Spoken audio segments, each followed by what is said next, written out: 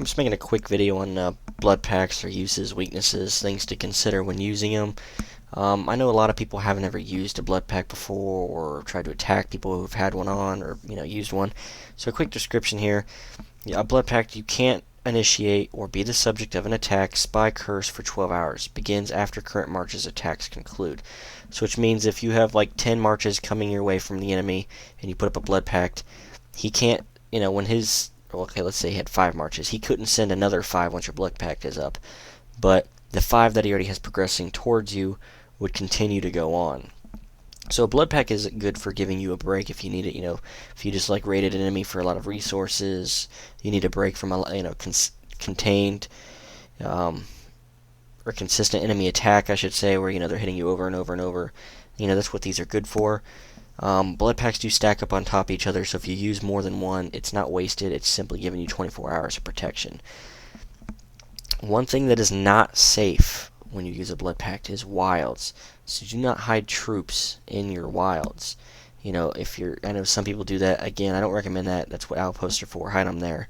But some people like to hide, troops in the wilds, and when your blood pact is up, your wilds are not safe. Your outposts and city are safe from attack, or for new attacks, I should say. Your wilds are not. So if you have any troops there, they're going to die if they're attacked and beaten. So I'm quickly going to show you what that looks like. You can see from Fat John, I'm putting up the bubble here, and when I flip over to the Nest account, and again, bear with me, the sound and the video are going together separately, so okay, I'm gonna shows on the outpost here. No bubble has appeared around the outposts. It's still protected by the blood pact. It just doesn't have an animation, for being under the bubble, while your city does.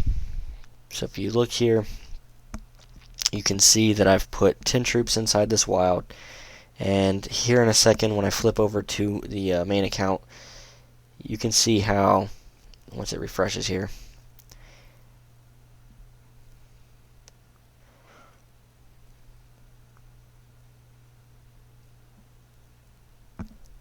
okay, you can see how that bubbles up. And I try to send an attack under player under protection, and an error pops up saying it's protected by a blood pact, cannot be attacked. If I go to the outposts and try the same thing, I'm going to get the same result even though there's no bubble above the outpost. Just East People's superstitions, I'm going to let you see that for yourself in this video. I'm going to try to send the attack. Nothing's going to happen. It's going to get the same result as before. The little error message is going to pop up and say there was a problem. So, I'm going to flip back over to the city here.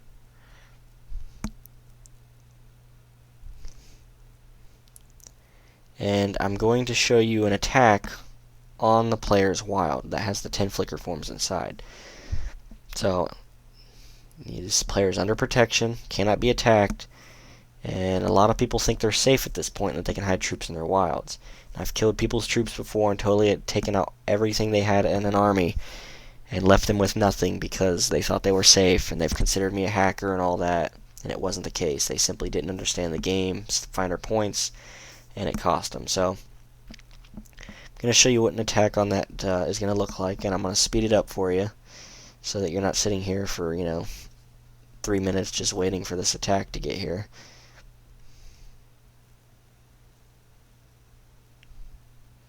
And since I don't really have much in the way of smaller speed ups, I'm going to use a big one. I'm trying to save my rubies here, so you guys should feel honored that I'm wasting those.